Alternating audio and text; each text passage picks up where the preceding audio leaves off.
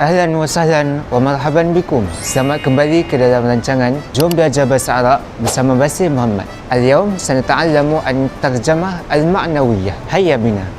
Ikhwati wa akhawati al-a'izza, terjemah maknawi sebenarnya bermaksud terjemah yang mempunyai maknanya tersendiri. Bukan maksud secara literal ataupun secara bulat-bulat. Jadi saya akan kongsikan 4 contoh terjemah maknawi. Awalan, na'iman.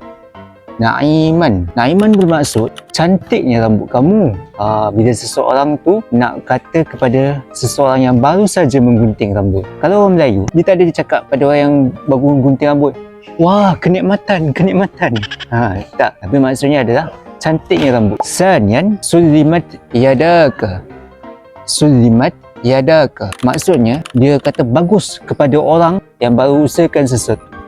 Dia memuji hasil kerja seseorang. Bukan maksudnya kalau kita terjemah bulat-bulat, selamatlah tangan kamu.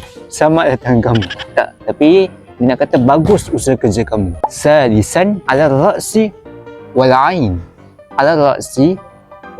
Maknanya dengan senang hati. Ini budaya Arab. Bila mana seseorang itu minta tolong, dia rela membantunya dengan penuh senang hati. Kalau kita terjemah bulat-bulat, maksudnya atas kepala dan mata.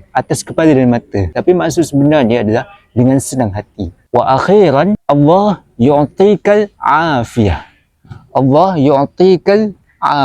Maksudnya adalah terima kasih ataupun semoga Allah membalas jasa kamu. Ini adalah ditujukan sebagai bentuk penghargaan. Kalau kita terjemah bulat-bulat, Allah yu'tikal afiyah bermaksud semoga Allah memberi kamu kesihatan. Tetapi maksud sebenarnya adalah terima kasih atau semoga Allah membalas jasa kamu. Hadza faqat minni. InsyaAllah sanaltaqi fi al-mustaqbal. Assalamualaikum.